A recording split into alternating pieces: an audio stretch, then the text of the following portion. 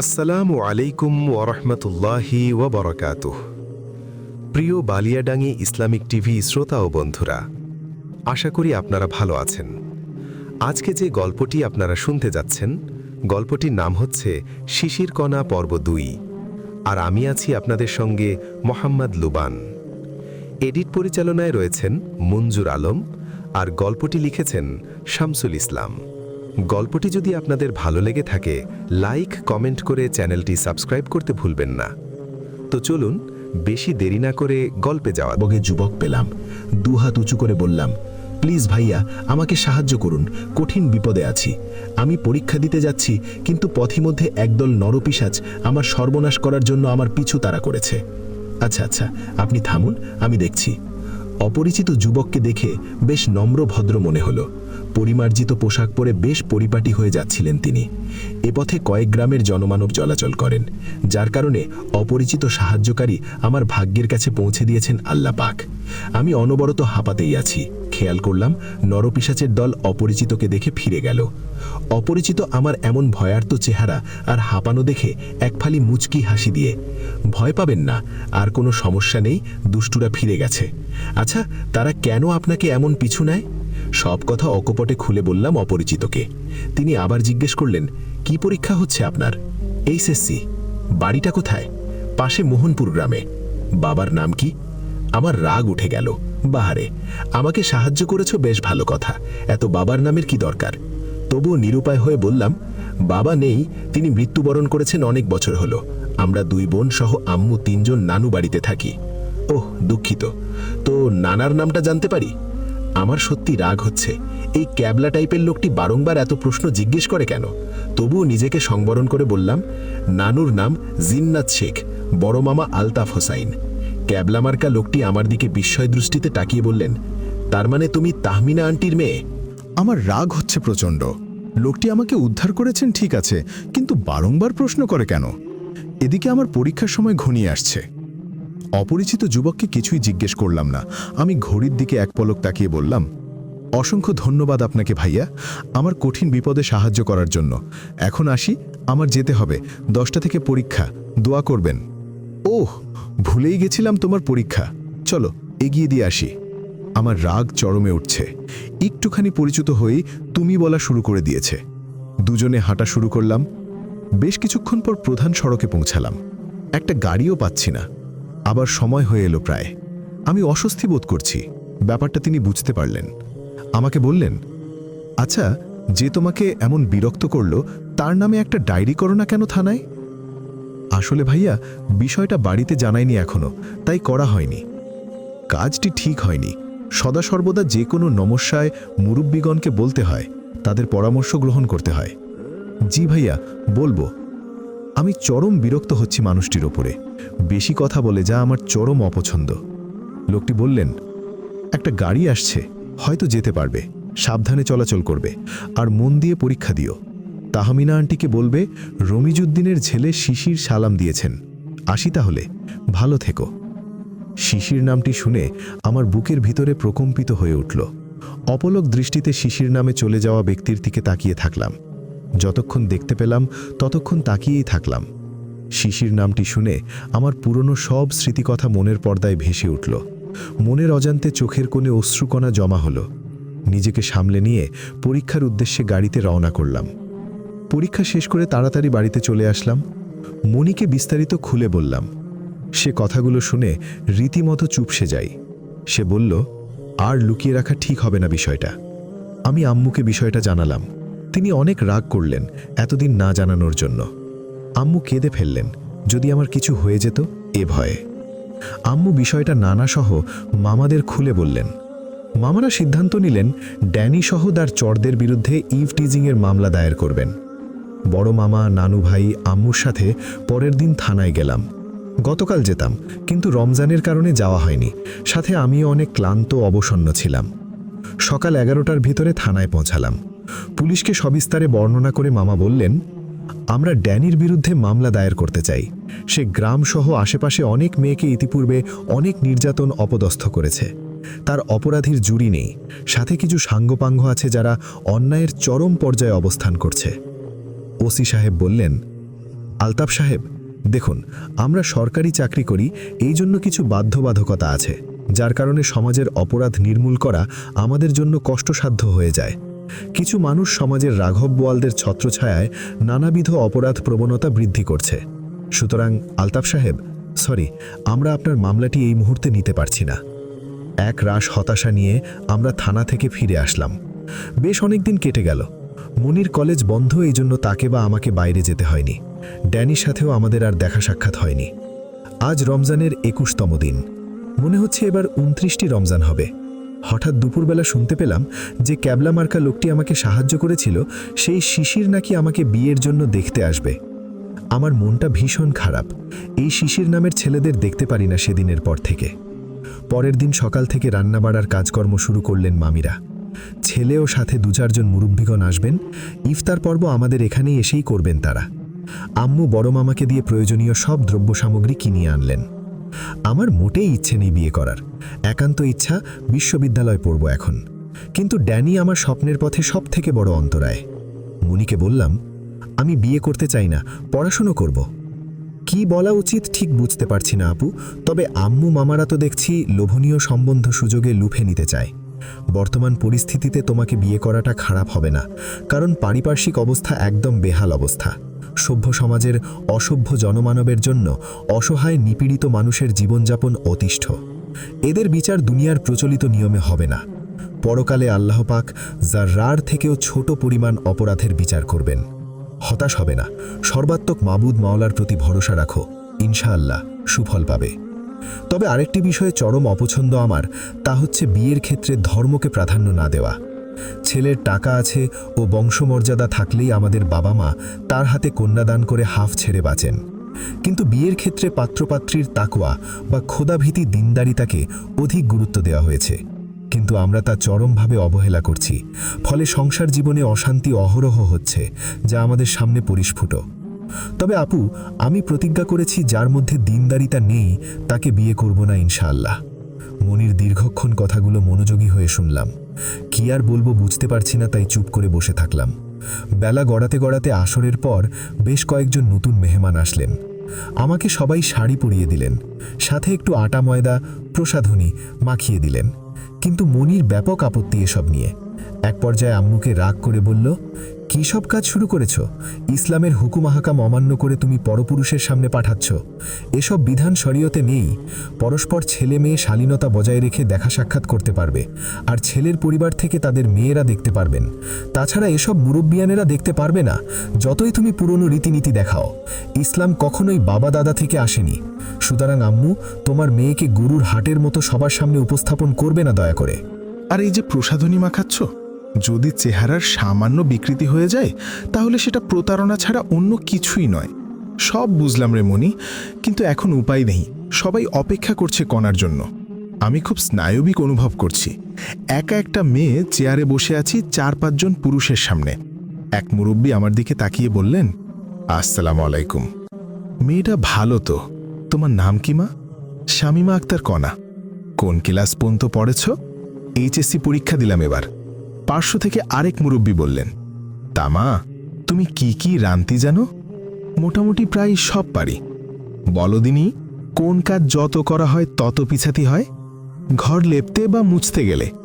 মেয়েটা তো ভালোই পারে দেখি। সর্বশেষ আরেকটি মুরব্বী বললেন, বলো দিনি মা, কোন সূরায় বিসমিল্লাহ নেই? আমি চুপ হয়ে থাকলাম। কি উত্তর দিব ভেবে পাচ্ছি না, কারণ ইসলাম সম্পর্কে বেশি জ্ঞান নেই। গা হাত পা ভয়ে কাঁপাকাঁপি শুরু করেছে।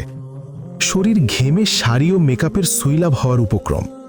বিষয়টা প্রথম যে মুরব্বী প্রশ্ন করেছিলেন তিনি বুঝতে পেরে বললেন, যাও মা, আমাদের সবার পছন্দ। শুভ কাজে দেরি করতে নেই। আগামী ঈদের পরের দিন বিয়ে। সবাই সমস্বরে আলহামদুলিল্লাহ পড়ল। বিয়ে শব্দটি শুনেই আমার ভিতরে ধপাত করে উঠল। এক পলক শিশিরের দিকে তাকিয়ে দেখি আমার দিকে চেয়ে লোকটি মিটিমিটি হাসছে। দেখে আমার গা জ্বলে গেল। আমার বিয়ের প্রতি কোনো ইচ্ছে নেই একদম। সবাই রাজি। সপ্তাহখানেক পর আমার বিয়ে। ছেলেপক্ষের কোনো চাহিদা নেই। আমি অরাজি, তবুও আম্মুসহ সবাই অনেক বোঝালো। ড্যানির কথা বলল, এসব 7-5 ভেবে বিয়েতে রাজি হলাম। সেদিন রাতেই শিশির আমার ফোন নাম্বার জোগাড় করে আমাকে ফোন দেয়। আমি একবারে চিনতে পারি বেচারাকে। এভাবে আমরা 2-5 মিনিট করে কথা বলতে বলতে এক পর্যায়ে দুজনে বিয়ের আগেই মন আদান প্রদান করে ফেলি। আগামীকাল বিয়ে, এখন রাত 9টা বাজে হয়তো। শিশির ফোন করলো, আমি সালাম দিলাম। সে জবাব দিয়ে বলল, কণা, আমাকে ক্ষমা করে দিও, আমি পারিপার্শ্বিক কারণে তোমাকে বিয়ে করতে পারছি না। যা খরচাপাতি হয়েছে সব আমরা পরিশোধ করে দিব। আমি তোমাকে বিয়ে করতে পারবো না, আমার মা তোমাকে মেনে নিতে চাচ্ছেন না। তোমার নানা বাড়ি থাকাটা আমার মা অনেক অপছন্দ করেছেন। তোমার বাবা নেই, এটাই অপছন্দের মূল কারণ। আমাকে ক্ষমা করে দিও, সাথে যা খরচাদি হয়েছে সব পরিশোধ করে দিব। ভালো থেকো। আমার হাত থেকে ফোনটা পড়ে গেল। কিছুক্ষণের ভিতরে আমি অজ্ঞান হয়ে পড়লাম। রাত প্রায় 11:30 দিকে আমার জ্ঞান ফিরল। পাশে আম্মু বসে কাঁদছেন। খেয়াল করলাম চোখ দুইটা রক্ত জবার মতো লাল হয়ে গেছে। তার মানে তাদের আর শুনতে বাকি নেই আমার কপাল পুড়ছে। মনি আমার জ্ঞান ফিরে পাওয়া দেখে দ্রুতবেগী কাছে এসে বলল, কনাপু, কঠিন পরীক্ষা নিচ্ছেন আল্লাপাক তোমাকে। ধৈর্যবতী হও, ইনশাল্লাহ ভালো কিছু পাবে। তোমাকে বলেছিলাম বিয়ের আগে ছেলের সাথে ফোনে এত কথা বলো না, এটা শরীয়তে বৈধতা নেই। আল্লাপাক তোমাদের বিয়ে চাননি, তাই হয়নি। মানা করা সত্ত্বেও তুমি কথা বলেছ। এখন তার প্রতি তোমার একটা অনুভূতি সৃষ্টি হয়েছে, যা তোমার একাকিত্বে কুড়ে কুড়ে খাবে। কখনোই উচিত না বিয়ের পূর্বে একান্ত প্রয়োজন ছাড়া কথা বলা। আমার ইচ্ছে হচ্ছে না কথা বলতে। আম্মু আমার দিকে চেয়ে আছেন, কিন্তু কোনো কথা বলছেন না, অনবরত কেঁদেই যাচ্ছেন।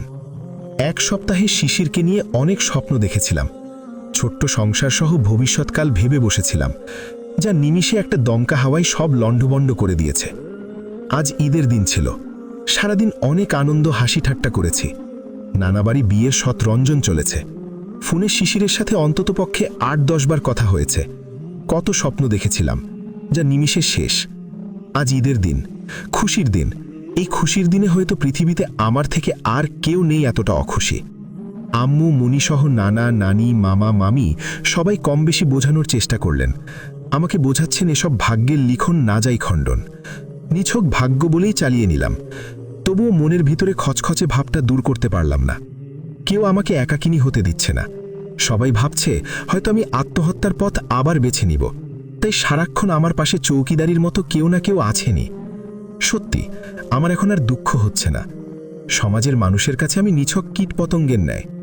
সভ্য সমাজের অসভ্য আচরণে সব সয়ে গেছে আমার। এই জন্য হয় খোদাতাআলা আমাকে এক অপার শক্তি, সাহস ও ধৈর্যবতী করেছেন। আমি কিন্তু নিজেকে সামলে নিয়েছি, নিছক ভাগ্যের নির্মম পরিহাস ভেবে। আমি অতি চঞ্চল প্রকৃতির মেয়ে ছিলাম। সারাদিন সারা বাড়ি হাসি ঠাট্টা আড্ডাবাজির মাধ্যমে সময় অতিবাহিত হতো। সেই কণা আমি এখন সর্বক্ষণ মুখ গুমরা করে থাকি। আমার মুখে সমস্ত হাসি উবে গেছে, যদিও হাসি সেটা শুকনো, যা রসকসহীন। পরিবারের সবাই আমাকে নিয়ে বেশ চিন্তিত। আমার এমন পরিবর্তন সকলের ভিতরে ভাবনা সৃষ্টি করেছে। দেখা হলেই 7-5 বুঝিয়ে সমব্যথায় সমবেথী হতে চায় সকলে, যা আমার চরম অপছন্দ।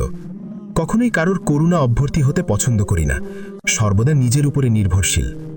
দেখতে দেখতে আমার পরীক্ষার ফলাফল দেওয়ার সময় ঘনিয়ে এলো। ফলাফল মোটামুটি আলহামদুলিল্লাহ ভালোই হয়েছে। বিয়ে ভাঙার পরপরই সবাই অনুরোধ করেছিল বিশ্ববিদ্যালয়ে ভর্তি কোচিং করার জন্য, কিন্তু আমার আর ইচ্ছে নেই এসবের প্রতি।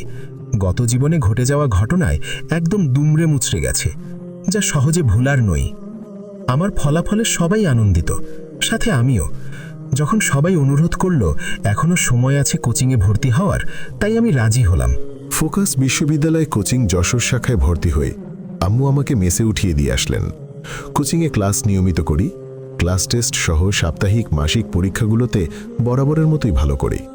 দেখতে দেখতে পরীক্ষার সময় ঘনিয়ে আসে। বিভিন্ন বিশ্ববিদ্যালয়ে ফর্ম কিনলাম। নিয়ত করলাম মেস ছেড়ে বাড়িতে থেকেই পরীক্ষাগুলোতে যোগদান করব। বাড়িতে চলে আসলাম। পড়াশোনার তুমুল ধুম বয়ে যাচ্ছে। আমার মনে আত্মবিশ্বাস জন্ম নেয়, চান্স আমার হবেই হবে। মনি আমাকে বলল, প্রস্তুতি কেমন? অনেক ভালো। কোচিংয়ে বরাবরের মতো আমি টপ লেভেলে থেকেছি, চান্স আমার হবেই হবে। আপু, আল্লাহর নাম নিতে পারতে সাথে, এবং তোমার অহংকারী আত্মবিশ্বাস কিন্তু ভালো নই। আরে রাগ তোর ধর্মের বুলি। আমি আর আল্লাহকে বেশি বিশ্বাস করি না, কারণ তিনি আমাকে প্রতিটা পদে পদে সর্বশান্ত করে দিয়েছেন। আমার প্রতিটা স্যার বলেছি আমার চান্স কেউ ঠেকাতে পারবে না। আপু, তুমি কিন্তু ভুল করছো। আল্লাহ পাক তার প্রিয় বান্দাবান্দীদের বেশি পরীক্ষা করেন বিভিন্ন মাধ্যমে। যে এটা থেকে ধৈর্য ধারণ করবে তাকে আল্লাহ পাক উত্তম পুরস্কার দান করবেন। যা যা এখান থেকে, পড়তে দে আমায়। মনি রাগ করে উঠে গেল। দেখতে দেখতে ঢাকা বিশ্ববিদ্যালয়ে পরীক্ষা চলে আসলো আগামী শুক্রবার। পরীক্ষাটা বড় মামার সাথে দিয়ে আসলাম। পরীক্ষা অনেক ভালো হয়েছে। সবার সাথে প্রশ্ন মিলালাম। অকপটে সবাই বলল, তোর চান্স কে ঠেকায়। দুদিন পর আজ বিকালে ফলাফল প্রকাশ হবে। উৎসুক জনতার মতো চেয়ে আছি ফলাফল প্রত্যাশী হয়ে। এক মারফতে জানতে পারলাম ফলাফল প্রকাশিত হয়েছে, কিন্তু তার কাছে আমার ক্রমিক নং সহ পিন নাম্বার দেওয়া আছে। সে জানালেন আমার ফলাফল নাকি খুঁজে পাওয়া যাচ্ছে না। এক মামাতো ভাইকে দিয়ে কম্পিউটারের দোকানে পাঠালাম। সে ফিরে এসে জানালো আমার মেরিট লিস্টে নাম নেই, এমনকি ওয়েটিং লিস্টেও নেই। আমার সমস্ত অহংকার মনে হচ্ছে ধুলায় মিশে গেল। আমি গত 2 শিশিরের দেওয়া কষ্টের মতো এই ঢাবি আমাকে ছ্যাঁকা দিল। ভুক্তভোগী ছাড়া এটা অনুভব করার ক্ষমতা আর কারও নেই। একে একে অনেকগুলো বিশ্ববিদ্যালয়ে পরীক্ষা দিলাম, কোথাও চান্স হলো না। পরিশেষ গরিব হতভাগাদের বিশ্ববিদ্যালয়, জাতীয় বিশ্ববিদ্যালয়ে ভর্তি হলাম কেমিস্ট্রিতে। আমি যেদিন যশোর MM কলেজে কেমিস্ট্রিতে ভর্তি হয়ে বাড়ি আসলাম, সেদিন মনি আমাকে মুচকি একটা হাসি দিয়ে বলল, আপু, কিছু উপদেশ শোনাব? বল। অহংকার পতনের মূল। দেখেছ, সেদিন অহংকার করে বলেছিলে তোমার চান্স সুনিশ্চিত, কিন্তু আজ কোনো পাবলিক বিশ্ববিদ্যালয় তোমার কপালে জোটেনি। চান্স দেওয়ার মালিক একমাত্র আল্লাহ পাক, তুমি নও। তবে তোমার পরিশ্রম সেটা সফলতা বয়ে আনবে। অহংকারের পরিণতি খুব ভয়াবহ। আল্লাহ পাক পবিত্র কোরআনে বলেছেন, সূরা লুকমান আয়াত 18, অহংকার বশে তুমি মানুষকে অবজ্ঞা করো না এবং পৃথিবীতে গর্ব ভরে পদচারণা করো না। নিশ্চয়ই আল্লাহ কোনো দাম্ভিক অহংকারীকে পছন্দ করেন না। এবং আব্দুল্লাহ ইবনে মাসউদ রাদিয়াল্লাহু আনহু থেকে বর্ণিত, নবী সাল্লাল্লাহু আলাইহি ওয়াসাল্লাম বলেছেন, যার অন্তরে অনুপরিমাণ অহংকার থাকবে সে জান্নাতে প্রবেশ করবে না। মুসলিম। এই 2টা কথা মাথায় রেখো, কাজে দেবে। আমি চুপচাপ মুনির কথা অন্তরে গেঁথে নিলাম। উপলব্ধি করলাম অহংকারের বশে নিজের প্রতি জুলুম করেছি, যার ফলাফল আমি হাড়ে হাড়ে টের পাচ্ছি। বাড়ি থেকে এই কলেজে যাতায়াত করছি। মেসে ওঠার নিয়ত নেই। প্রতিদিন সাথে করে আম্মু অথবা মামারা কেউ আমাকে প্রধান রাস্তা পর্যন্ত পৌঁছে দেই। এভাবে প্রথম বর্ষ পার করলাম। সামনে দ্বিতীয় বর্ষের পরীক্ষা। পড়াশোনার চাপে সময় খুব দ্রুত গড়িয়ে যাচ্ছে। এর মাঝে অনেকগুলো বিয়ের প্রস্তাব এসেছে। সবগুলো প্রস্তাব এড়িয়ে গেছি বিয়ে শাদী করব না বলে। নিজের একান্ত ইচ্ছা, পড়াশোনা, নিজের পায়ে দাঁড়াবো।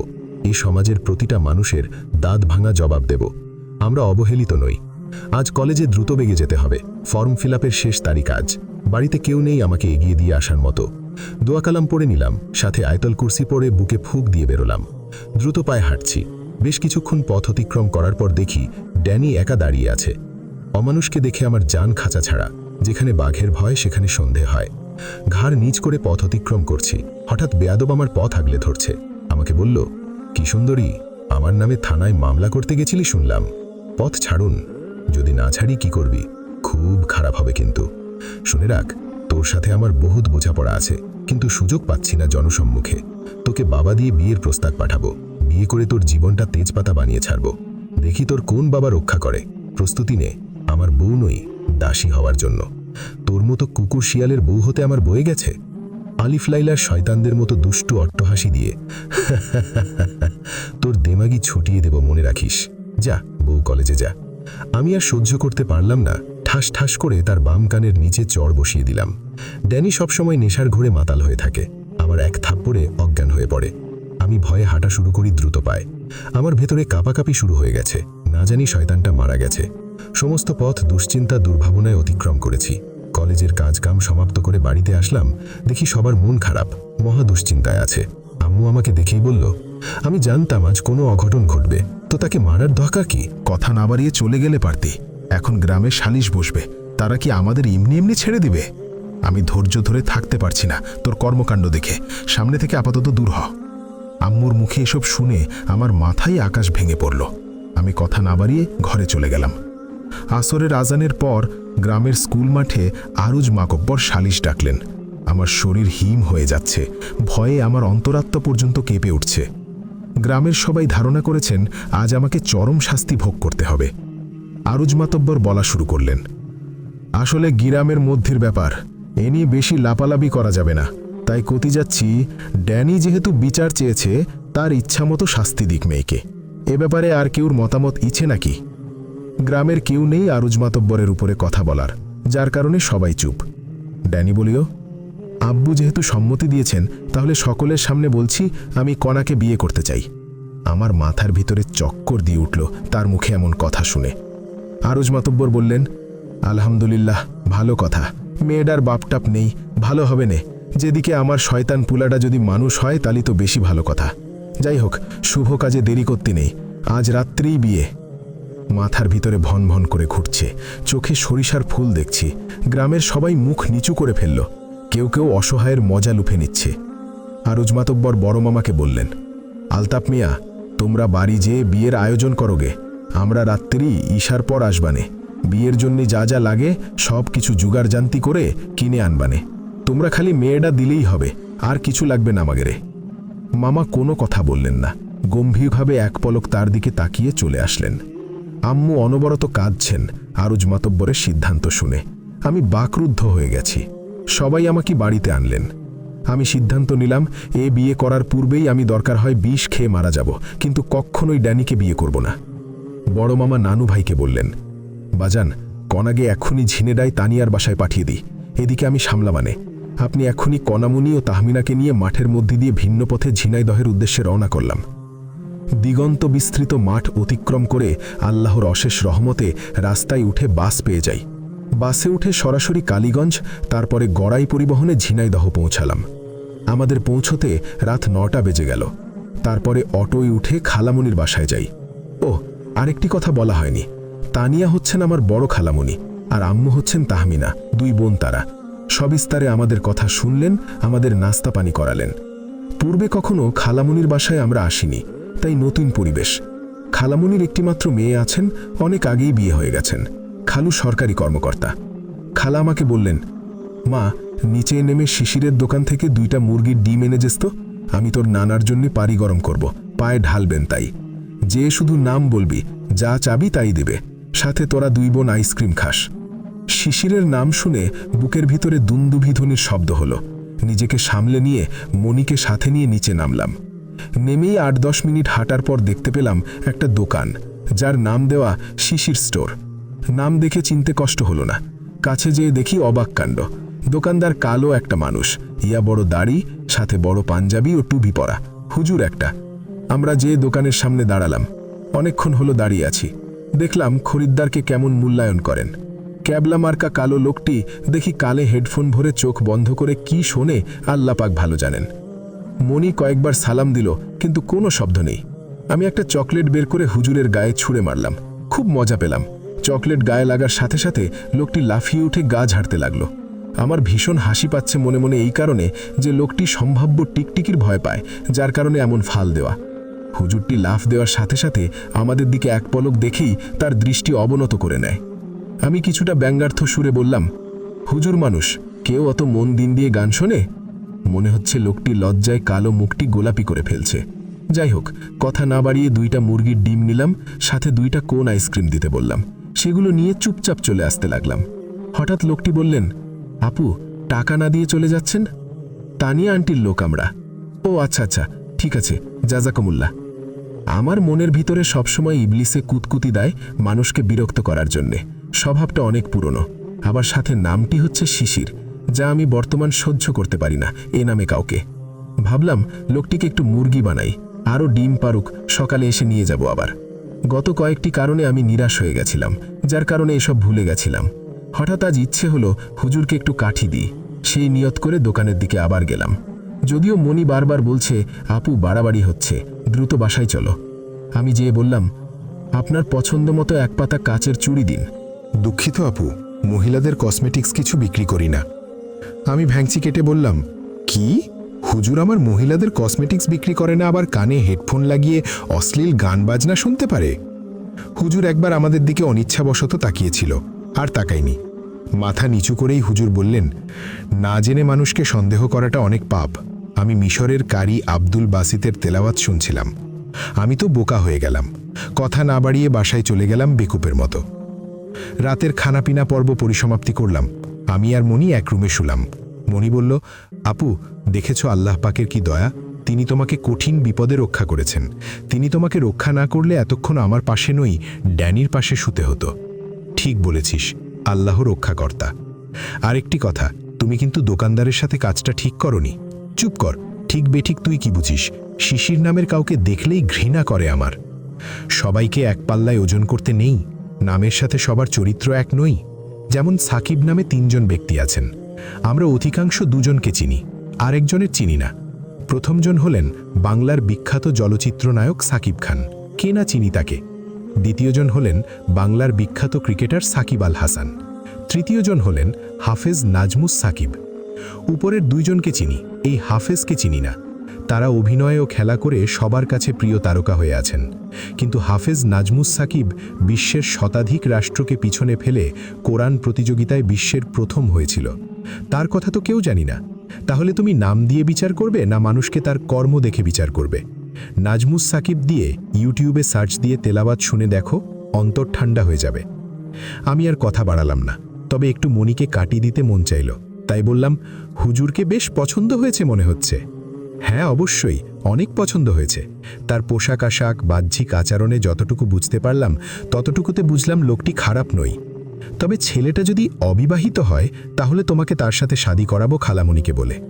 আমার রাগ উঠে গেল, মুখে ভ্যাংচি দিয়ে বললাম, আমার বয়ে গেছে এই খ্যাতমার্কা কালো হুজুরকে বিয়ে করতে, বরং তুই করে নে বিয়ে তাকে।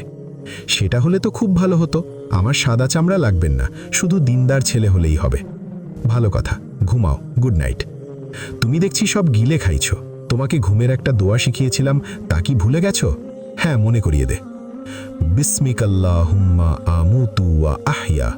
হে আল্লাহ, আপনার নাম নিয়েই আমি মরছি, ঘুমাচ্ছি এবং আপনার নাম নিয়েই জীবিত, জাগ্রত হব। উচ্চারণ, বিসমিকাল্লাহুম্মা আমুতু ওয়া আহইয়া। সাথে আরও কিছু কর্ম আছে, শুনবে না? হ্যাঁ বলো। না, বলবো না। কেন? তুমি হুজুরদের দেখতে পারো না তাই। আহারে, তোর দেখি তার জন্য দরদ উপচে পড়ছে। হ্যাঁ অবশ্যই, কারণ তাকে আমার বুবুর বর বানাবো। বর কথা শুনে মাথায় বিগার উঠল। রাগ করে বললাম, বকবক না করে ঘুমা, তাছাড়া এই রাতে কানের নিচে একটা দেব, তখন প্যান প্যানানি ভালো লাগবে না।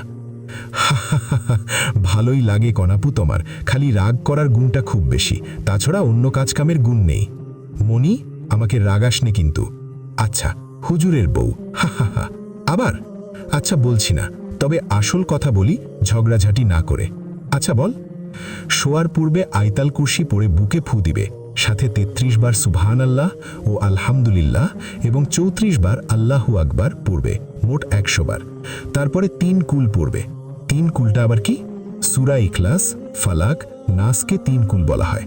এটা পড়ে সমস্ত শরীর মর্দন করবে। তারপরে ইস্তেগফার পড়বে। তবে আমরা যেটা পড়ি, আস্তাগফিরুল্লাহ রাব্বি মিন কুল্লি জামবিউ, এটা পড়বে না। এটার থেকে সহি দোয়া আছে, যা রাসূল সাল্লাল্লাহু আলাইহি ওয়াসাল্লাম নিয়মিত পড়তেন। কি সেটা? ক্ষমা প্রার্থনা ও তওবা করা। রাসূলুল্লাহ সাল্লাল্লাহু আলাইহি ওয়াসাল্লাম বলেন, আল্লাহর শপথ, নিশ্চয়ই আমি দৈনিক 70-এর অধিকবার আল্লাহর কাছে ক্ষমা চাই এবং তওবা করি। রাসূলুল্লাহ সাল্লাল্লাহু আলাইহি ওয়াসাল্লাম আরও বলেন, হে মানুষ, তোমরা আল্লাহর কাছে তওবা করো, নিশ্চয়ই আমি আল্লাহর কাছে দৈনিক 100 বার তওবা করি।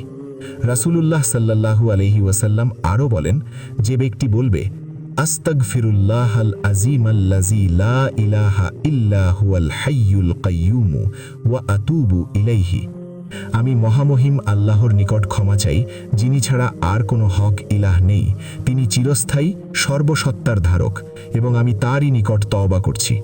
উচ্চারণ, আস্তাগফিরুল্লাহাল আযীমাল্লাযী লা ইলাহা ইল্লা হুয়াল হাইয়ুল কাইয়্যুম ওয়া আতুবু ইলাইহি। আল্লাহ পাক তাকে মাফ করে দেবেন, যদিও সে যুদ্ধক্ষেত্র থেকে পলায়নকারী হয়। হাদিসটি সহিহ। এটা পড়ে কয়েকবার দুরুদে ইব্রাহিম, যেটা সালাতের ভিতরে পড়ি, পড়া শেষ করেই ঘুমের দোয়াটি পড়ে ঘুমাবে। আচ্ছা, পড়ছি। 2 বোন দোয়া দুরুদ পড়ে গভীর ঘুমে ডুবে যাই। ঘুম থেকে উঠে আম্মুর নাস্তা করে নিলেন। খালামণিকে বললেন, মেয়ে দুটা তোর কাছে রেখে দিলাম, বাজানরে নিয়ে আমি বাড়ি যাচ্ছি, ওদিককার অবস্থা সামলাতে হবে আমাদের।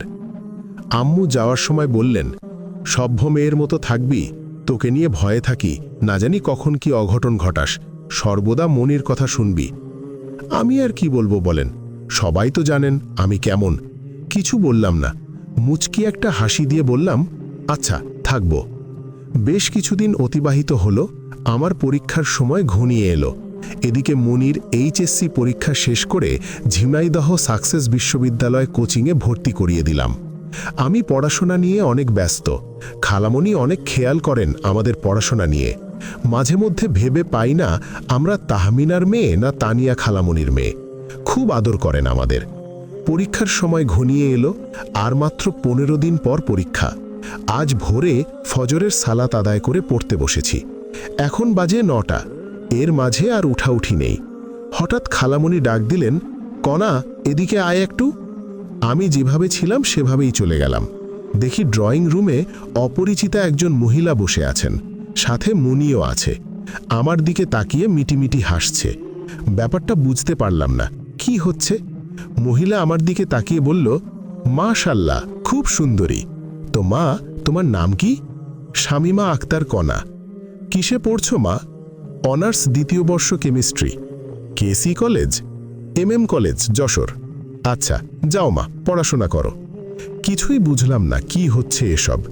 মনিকে ইশারা করে ডাকলাম, মনি, লোকটাকে চিনিস? হ্যাঁ, আমার বোনের হবু শাশুড়ি মা। আমি বোকার মতো প্রশ্ন করলাম, আমি ছাড়া তোর আবার কোন বোনের বিয়ে? তুমি বোনের বিয়ে গো কনাপু। কি বলিস? আমার বিয়ে আমি জানি না? হ্যাঁ, এই বিয়ের ঘটকালি আমি করেছি। কি, কবে আর কার সাথে? আজ আম্মু আসছেন, সাথে নানা নানি মামারাও। ছেলেপক্ষের লোকজন আজ সন্ধেবেলে তোমাকে দেখতে আসবেন। যদি উভয় পক্ষের মতামত সাথে বরকনের পছন্দ হলেই আজ বিয়ে। আমার মাথায় আকাশ ভেঙে পড়ল। এত কিছু হলো, অথচ আমি জানি না। এ বিয়ে শাদী মানি না আমি, পড়াশোনা করব। এখন বিয়ের চিন্তাভাবনা নেই। এসব বকবকানি শুরু করে দিলাম। মনি বলল, চান্দু, তোমার জন্যে আমার বিয়ে হচ্ছে না, তোমার রাস্তা পরিষ্কার করেই আমি বিয়ে করব। মনি, একদম ফাজলামো করবি না। আমি বিয়ে করব না। না না না। না করিস কর, আমি করব। যা, খালামণিকে বলে আয়। দাঁড়া, তোর বিয়ের ভূত নামাচ্ছি। যাচ্ছি খালামণির কাছে। দ্রুতবেগে কাছে এসে জড়িয়ে ধরে মনি বলল, সরি আপু, আমি মজা করলাম। তাহলে সত্যি করে বল, ছেলে কে? ছেলে খুব ধার্মিক, দিনদার, নম্র স্বভাব ও মার্জিত আচরণ। এসব বলতে বলতে দেখি আম্মু হাজির। আমাকে জড়িয়ে ধরে কেঁদে দিলেন। কিছুই বুঝতে পারছি না কি হচ্ছে এসব। আম্মু আমাকে বললেন, মারে, আল্লাহ পাক কপাল গুনে একটা সুপাত্রের সন্ধান মিলিয়ে দিয়েছেন। তুই যেন এই মায়ের আশা নিরাশা করিস না। মুখটা নিমিষে বিবর্ণ হয়ে গেল আমার। আম্মুর মুখের কথা শুনে আর কিছু বলার ইচ্ছে হলো না, অকপটে মেনে নেওয়া ছাড়া। টুকটাক করে নিকট আত্মীয়দের আনাগোনা দেখা যাচ্ছে। নাগাদ দুপুরের পূর্বেই আত্মীয়দের দ্বারা বাসা সমাগম হয়ে উঠল। ছাদের উপরে শামিয়ানা টানিয়ে অতিথি আপ্যায়নের ব্যবস্থা করা হলো। দুপুর গড়িয়ে সন্ধে হলো। মাগরিবের পরপরই ছেলেপক্ষ চলে আসলেন। যত সময় গড়াচ্ছে তত আমার ভিতরে ধুকধুক করছে। এখনো পর্যন্ত কারো কাছেই শুনিনি আর ছেলে কে বা কি করেন। সবাই যার যার কাজে মহাব্যস্ত, কারণ বুঝতেই পারছেন, বিয়ে বলে কথা। মনি এসে বলল, আপু, ছেলেপক্ষের লোকজন চলে এসেছেন। দ্রুতবেগে তুমি শুধু অজু করে নাও, ছেলে দেখবে তোমায়। কোনো প্রসাধনী মাখতে হবে না। তুমি যেমন আছো, মাশাল্লাহ, অনেক ভালো আছো।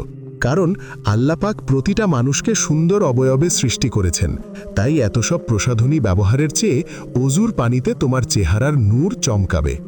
চুপচাপ টয়লেট থেকে অজু করে আসলাম।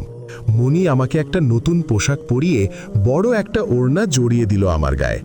আমাকে বলল, কিছুক্ষণ অপেক্ষা করো, এক্ষুনি তোমার রাজপুত্রকে হাজির করছি।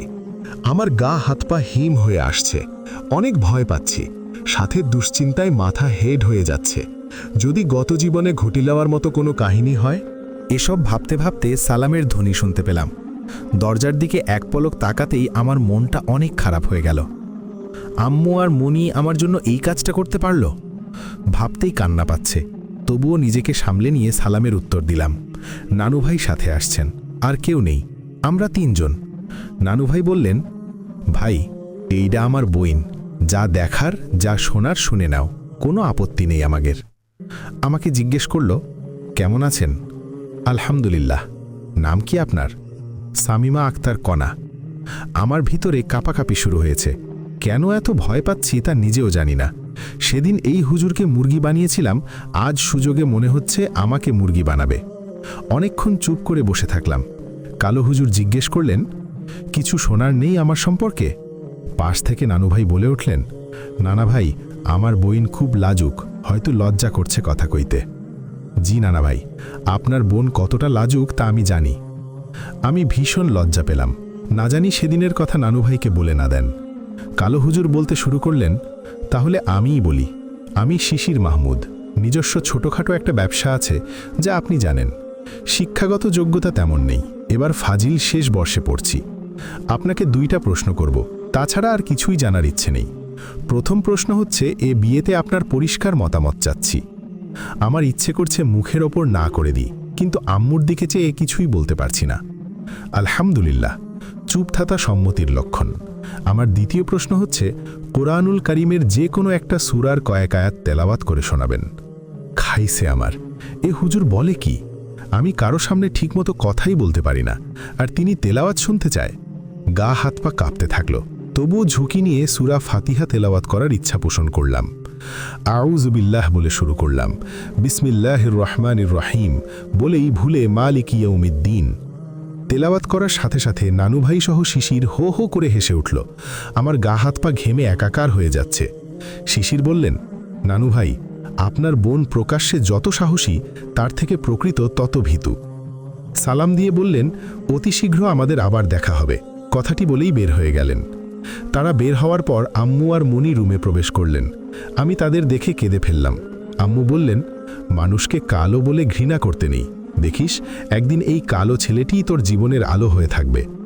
আমি কোনো কথা বলছি না। আমার মোটেই পছন্দ না শিশিরকে। গত 2 শিশির আমার ভিতরে ওলটপালট করে দিয়ে গেছে, আর এখন আর এক কালো শিশিরের সাথে সারা জীবন সংসার করতে হবে। আম্মু বললেন, ছেলেটা খুব ভালো, অনেক খোঁজখবর নিয়েছে আমি আর তোর খালামণি। তারা 2 ভাই, বাবা মারা গেছেন বছর 4 মতো। বর্তমান মা তাদের গুরুজন। তুই তাদের সংসারের রাজরানীর মতো থাকতে পারবি। এমন ছেলে কয়টা হয় বল? কোনো কিছুই দাবি দাওয়া নেই তাদের। যা মহারানা ধার্য হবে নগদ বিয়ের আসরেই পরিশোধ করে দিবেন তারা।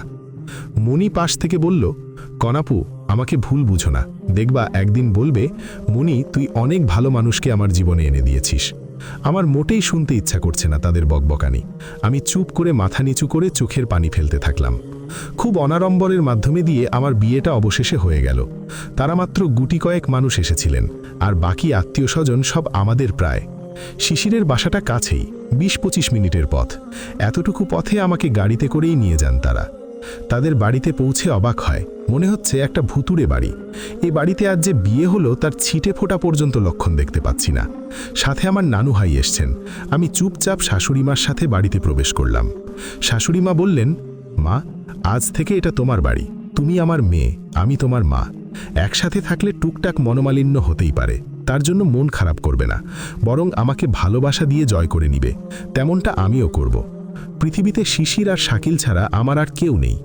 আজ থেকে তুমিও আমার সন্তান, মা। সুতরাং এ মায়ের ভুল ত্রুটিগুলো ক্ষমা করে দিয়ে নিজের মায়ের মতো গ্রহণ করো আমায়। আমি আম্মু মনিকে ছেড়ে এসেছি অনেক ব্যথা নিয়ে, কষ্ট নিয়ে, কিন্তু আমার সব দুঃখ কষ্ট মনে হচ্ছে শাশুড়ির কথায় উবে গেল। আমাকে জড়িয়ে ধরে বললেন, আমাকেও তোর আম্মুর মতো আম্মু বলে ডাকিস, তাহলে আমার অন্তরাত্মা পর্যন্ত ঠান্ডা হয়ে যাবে। আমি মনের অজান্তেই বললাম, আচ্ছা আম্মু। আমার মুখে আম্মু ডাক শুনে শাশুড়ি মুচকি একটা হাসি দিয়ে বললেন, এই তো আমার মেয়ে, আমাকে আম্মু ডেকেছে, তাতেই আমি মহাখুশি। আমার কেন জানি খুব কান্না পাচ্ছে। আমি কেঁদে দিলাম। শাশুড়ি বললেন, কাণ্ড দেখো পাগল মেয়ের, কান্না করছো কেন? আম্মু আর মনির কথা খুব মনে পড়ছে।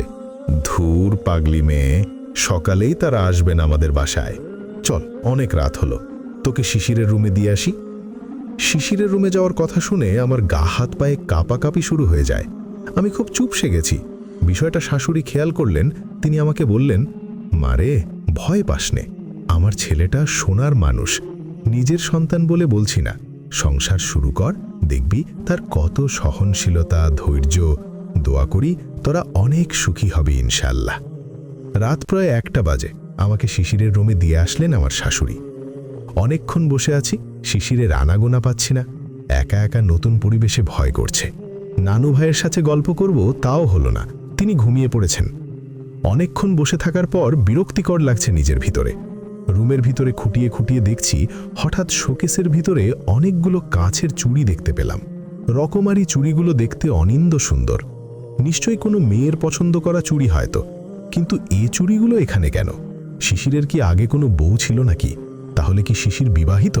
হায় রে কপাল আমার, সবাই যুক্তি করে আমাকে একটা বিবাহিত পুরুষের সাথে বিয়ে দিল। এমনভাবে আমাকে ঠকাতে পারল। এসব ভেবেচিন্তে আমার অনেক কান্না পাচ্ছে। হঠাৎ সালামের শব্দে দরজার দিকে তাকিয়ে দেখি শিশির হাতে করে এক প্লেট খাবার নিয়ে এসে আমাকে বললেন, খাবারটা খেয়ে নিন, সারাদিন কিছু খাননি দেখেই বোঝা যাচ্ছে। আসলেই খাইনি, অনেক ঝড়ঝাপটা গেছে মাথার উপর দিয়ে, তাই আর খাওয়া দাওয়া হয়নি। কিন্তু মন আমার পড়ে আছে শোকেসের চুড়ির ভিতরে। একটা কালো মানুষ, তারপরে বিবাহিত ছিল। না, আমি এ ছেলের সাথে সংসার করব না। আমি বললাম, খাবো না, ক্ষুধা নেই। তাহলে আমারও খাওয়া হলো না। আপনি খান। আমি বুঝতে পারছি আমাকে আপনার পছন্দ নন।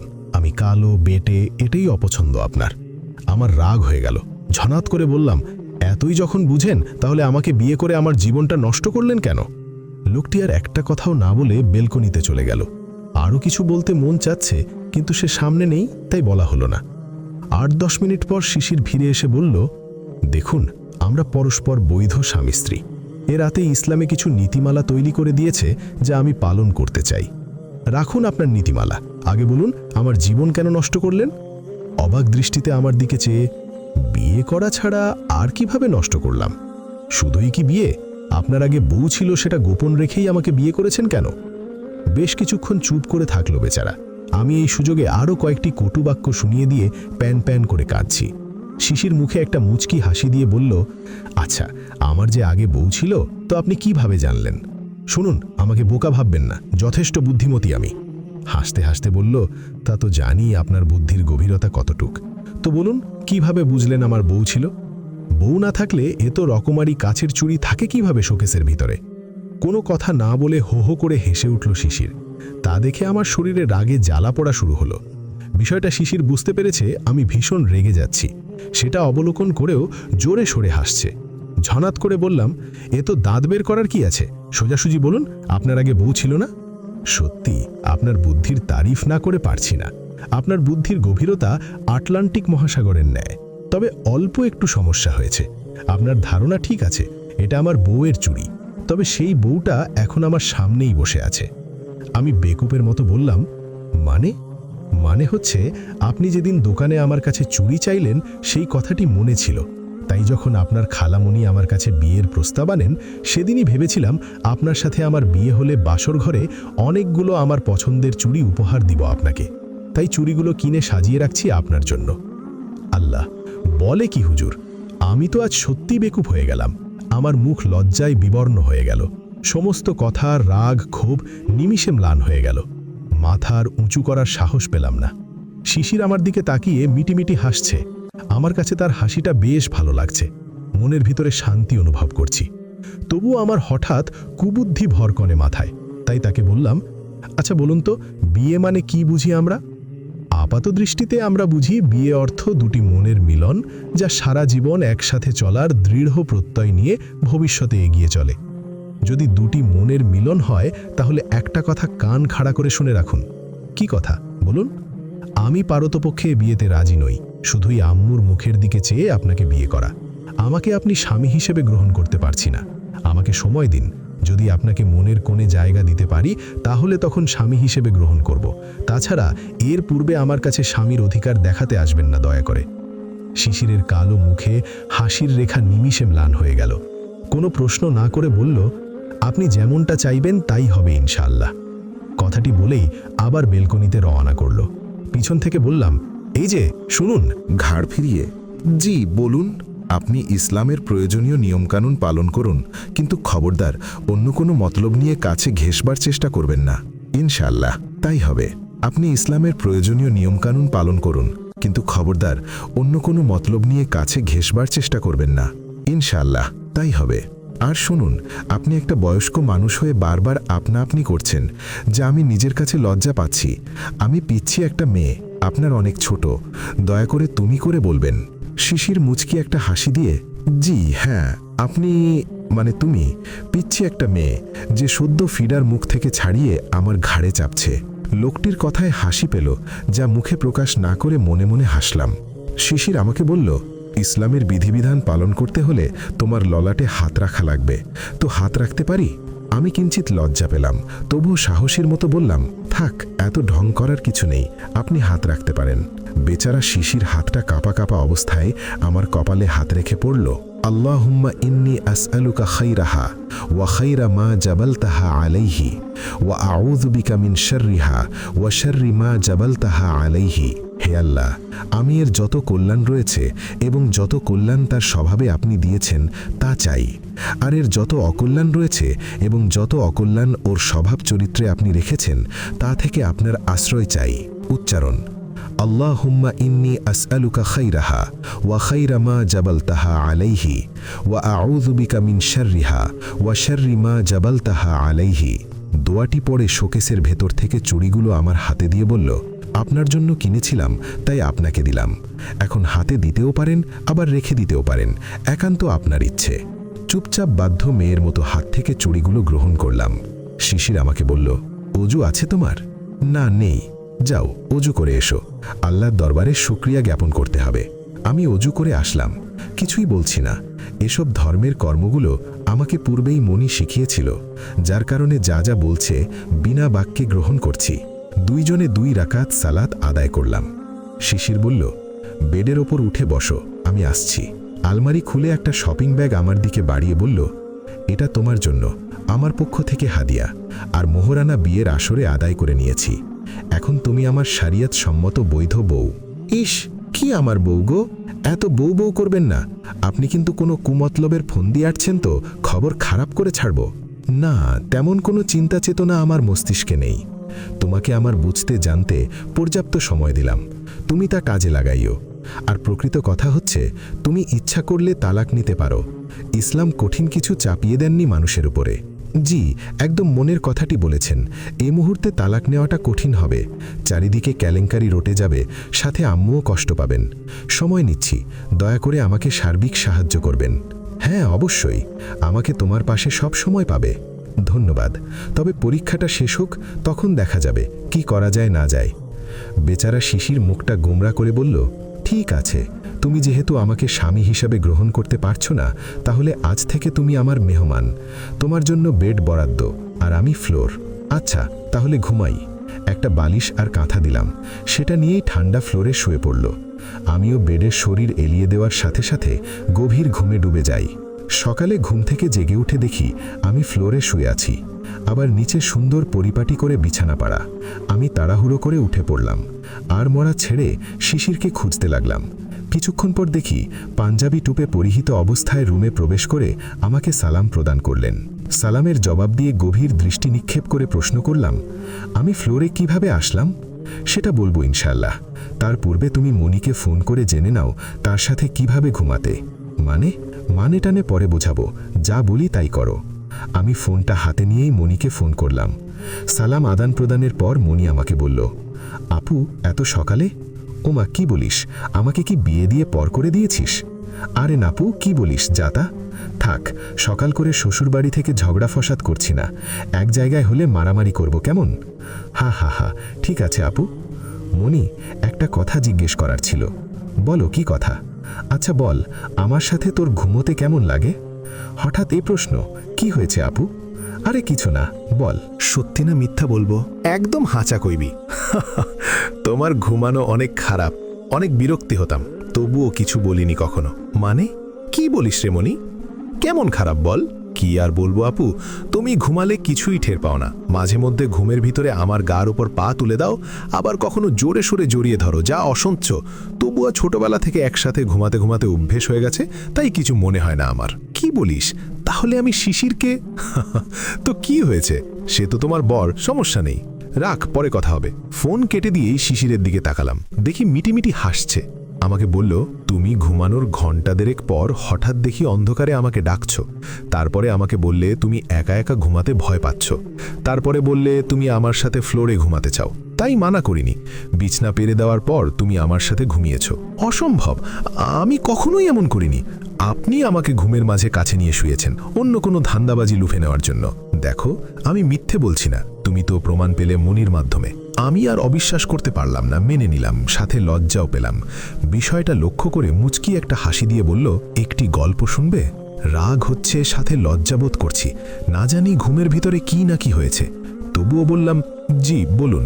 গল্পটি হচ্ছে এক গ্রাম্য মহিলাকে নিয়ে। তিনি পাশের বাড়ি থেকে গভীর রাত্রে তালিম শুনে বাড়িতে আসেন। তো সেদিন প্রচণ্ড গরমের কারণে তার স্বামী বারান্দায় ঘুমান। বিদ্যুৎ না থাকার কারণে বাতিও বন্ধ। মহিলা ঘরে প্রবেশ করার সময় অন্ধকারে স্বামীর মাথায় ভুলবশত পদাঘাত করল। স্বামী ব্যথায় কুকড়িয়ে উঠে বললেন, ইস, পদাঘাতে আমাকে ব্যথা দিতে পারলে? আহারে, কি বলো, কোথায় লাথি লেগেছে? মাথায় লেগেছে।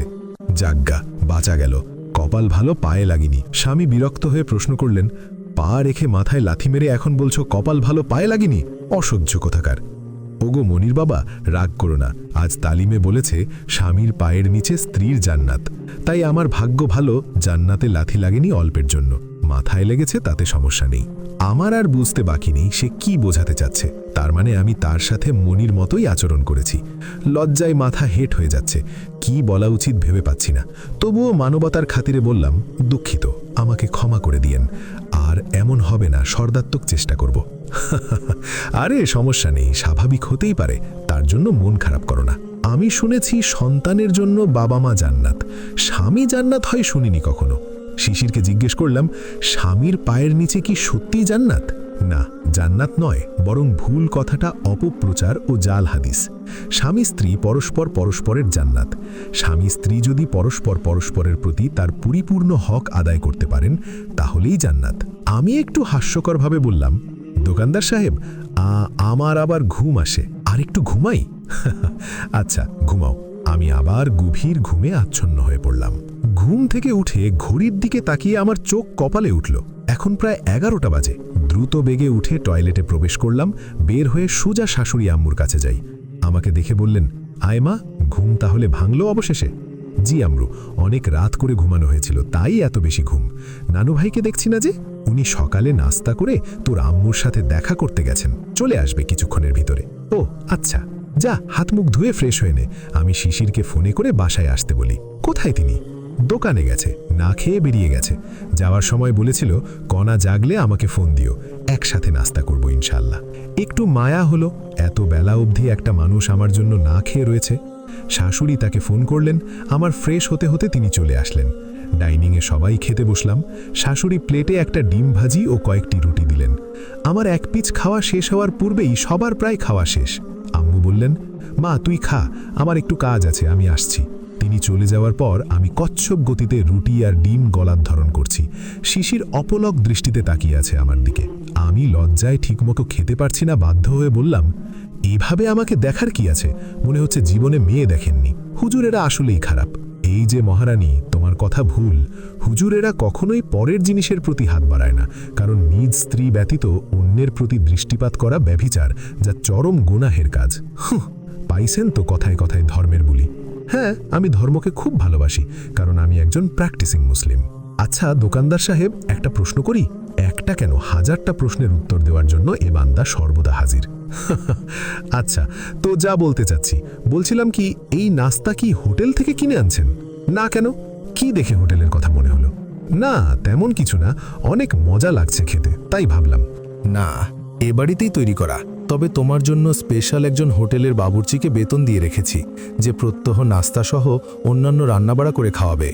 খুব উৎসুকের মতো বললাম, বাবুর্চিকে তো আমার দেখা লাগবে, যে এত সুন্দর নাস্তা বানাতে পারে। হ্যাঁ, তা তো অবশ্যই। তাকে দেখে এসো, যাও রান্নাঘরে আম্মুর কাছে শুনে দেখো, চিনিয়ে দিবেন। আমি রান্নাঘরে যেয়ে বললাম, আম্মু, যে বাবুর্চি নাস্তা তৈরি করেছেন সে কোথায়? তাকে একটু দেখতে চাই।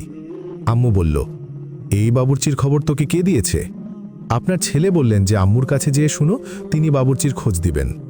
আমার দিকে তাকিয়ে আম্মু অনেকক্ষণ হাসলেন। আমি বেকুবের মতো দাঁড়িয়ে সব তামাশা দেখছি। আম্মু হাসি থামিয়ে বললেন, আমি ডায়াবেটিক্সের রুগী, ঠিকমতো রান্নাবাড়া করতে পারতাম না। টুকটাক করে শিশির রান্নাবাড়া করতে করতে এখন সে বড় মাপের রাঁধুনি হয়ে গেছে। আজকের নাস্তাসহ সকালের সমস্ত রকম রান্নাবাড়ায় শিশির করেছে। আমি আল্লাহ বলে জিহ্বায় কামড় দিলাম। লজ্জায় আমার নাক কাটা যাচ্ছে। মনে হচ্ছে শিশিরকে আস্ত গিলে খাই। আম্মুকে বলে চলে আসলাম। নিয়ত করলাম, আজ আমাকে বেকুব বানানোর ফল সুদে আসলে উসুল করব। ডাইনিংয়ে এসে দেখি সে নেই। যাজ্ঞা, বেচারা দোকানদারের কপাল ভালো, আগে আগে ফুটছে। লজ্জায় আমি শেষ হয়ে যাচ্ছি। আমাকে এত বড় বেকুব বানালো। এসব ভেবে রুমের দিকে পা বাড়ালাম। ভাবছি আম্মুর সাথে কথা বলবো। হঠাৎ দেখি অপরিচিত নাম্বার থেকে একটা মেসেজ আসছে। কি কেমন লাগলো? আমিও এমন লজ্জা পেয়েছিলাম যেদিন আমার দোকানে তোমরা দুই বোন এসেছিলে।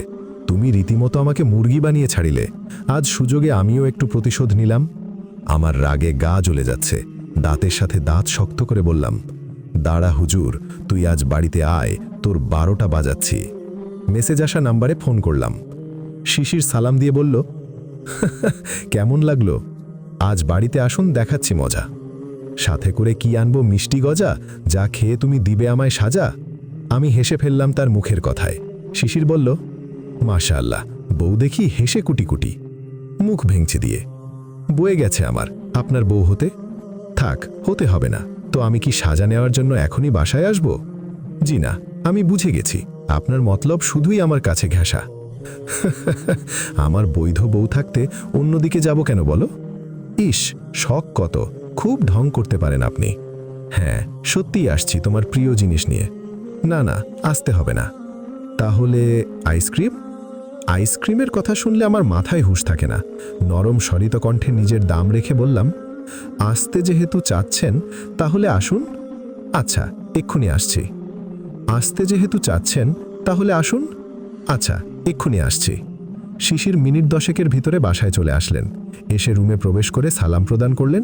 আমি জবাব দিলাম। শিশির হাত বাড়িয়ে, এই নাও তোমার প্রিয় আইসক্রিম।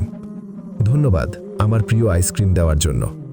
ধন্যবাদের পরিবর্তে জাযাকাল্লাহু খায়রান বলবে, তাহলে সওয়াব হবে। এটার অর্থ আল্লাহ তোমাকে উত্তম কল্যাণ দান করুক। জাযাকাল্লাহ খায়ের। আমি মনে হচ্ছে কালো মানুষটির প্রতি দুর্বল হয়ে যাচ্ছি। গতকালও তার প্রতি অরাজি ছিলাম, আজ মোটামুটি ভালোই লাগছে। শিশিরের কথায় জাদুর পরশ আছে। সহজে আমাকে জয় করে নিয়েছে। অনেক সচেতন মনে হচ্ছে আমার প্রতি সে। শিশিরকে বললাম, আপনার রান্নার তারিফ না করে পারছি না। অসম্ভব সুন্দর রান্না, কিন্তু আমি পারি না রান্না বাড়া করতে। আম্মু কখনো করতে দেননি রান্নার কাজকাম। তো কি হয়েছে, আমি পারি, শিখিয়ে দিব ইনশাল্লাহ। একটা কথা বলি? অবশ্যই বলো। আপনি এত কষ্ট করে নাস্তা তৈরি করে না খেয়ে দোকানে চলে গেলেন যে? তোমার সাথে খাবো তাই চলে গেছি, আর স্ত্রীর সাথে খাওয়া সুন্নাত, সেটাই মুখ্য ছিল। আমাকে ডাকেননি কেন? ঘুমাচ্ছিলে তাই ডাকা হয়নি। আগামীকাল তো মামারা নিতে আসবেন আমাকে, সাথে কি যাবেন? তুমি চাইলে যাব, না চাইলে না। আচ্ছা, যদি এবার যেয়ে আর ফিরে না আসি? না আসলে জোর জবরদস্তি করার কিছু নেই, তোমার পরিপূর্ণ অধিকার আছে। ইচ্ছে হলে সংসার করবে, না হলে নয়।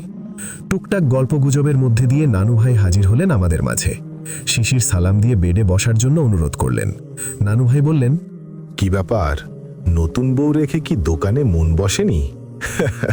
কি যে বলেন নানু, আপনার বোন তো একা থাকতে চায় না আমাকে ছাড়া। গতকাল বিয়ে হয়েছে, অথচ মনে হচ্ছে 2 বছরের পুরনো বউ আমার। কইলাম না, আমার বোন জন্মের ভালো মেয়ে। দেখো তোমাক কত ভালোবাসে, আর দোয়া করি এক গাদা ছেলে পিলে হোক তোমাদের। নানু ভাইয়ের কথায় অনেক লজ্জা পেলাম। এদিকে শিশির হো হো করে হাসছে। শিশিরের হাসিটা অসম্ভব সুন্দর লাগছে, মনে হচ্ছে তাকিয়েই থাকি তার দিকে। শিশির বিষয়টা লক্ষ্য করে আমার দিকে চোখ টিপ দেয়। আমি আর লজ্জায় বাঁচি না, মুখ ঘুরিয়ে মিটিমিটি হাসলাম। নানু ভাই বললেন, তোরা গল্প টল্প কর, তুগার নতুন বিয়ে হয়েছে, এই সময় বেশি বেশি গল্প করতে হয়। শিশির বলল, নানু ভাই, আপনি তাহলে বিয়ের পর কেমন গল্পগুজব করেছেন তা আমাদের বলে যান, আমরা সেভাবে গল্পগুজব করি। তালি শুনবি সে কথা? তুগার নানির যখন বিয়ে করে আনলাম তখন তার বয়স 9-10 বছর। বাসর রাত্রি সে আমার কাছে সুতি চায়নি, বলিল বুড়ো বিটার কাছে সুতি পারব না। তখন আমার মা মেলা কথা কইয়ে বুঝিয়ে সুজিয়ে আমার কাছে দিয়ে যায়, আর সেদিনের পর থেকে আমরা আর কোনোদিন আলাদা হইনি। এই কত বছর পর গতরাত একা একা সুতি হলো তোগার জন্যে। না জানি বউ আমার গতরাত্রিরে ঘুমাইল কিনা। শিশির আবার হো হো করে ভুবনজয়ী হাসি দিয়ে, নানু ভাই, তার জন্য কি ভোরবেলা উঠেই নানির মুখখানা দেখতে গেছিলেন ওই বাসায়? কি আর কব ভাই, সত্যি কথা কইছিস, সারা রাত্রি আমার ঘুম হয়নি তোর নানির জন্যে। না জানি তোর নানি ঘুমিয়েছে কিনা। এসব চিন্তা করে সকালে ঘুম থেকে উঠেই তোগার নানির সাথে দেখা করতে গেলাম। হঠাৎ ফোন বেজে উঠল। খেয়াল করে দেখি আম্মুর নাম্বার থেকে। রিসিভ করে সালাম দেওয়ার সাথে সাথে আম্মু বললেন, কিরে মা, আমাকে ভুলে গেলি? বলেছিলাম শিশির খুব ভালো ছেলে, সাথে তার পরিবারের সদস্যরাও অমায়িক মানুষ। কখনো অসুখী হবি না মা। আল্লাহ পাক তোদের সুখী রাখুক, দোয়া করি। আম্মুর কথা কেন জানি ভালো লাগছে আজ। গতকালও বিষের মতো লেগেছে আমার কাছে, কিন্তু আজ শিশিরের কথা ভালোই লাগছে। এভাবে অনেকক্ষণ কথা হলো আম্মুর সাথে। বাসায় সবাই ব্যস্ত, সাথে আমিও। আজ আমাকে নিতে আসবেন মামারা। রান্না বাড়ার কাজে হাঁপ ধরে যাচ্ছে।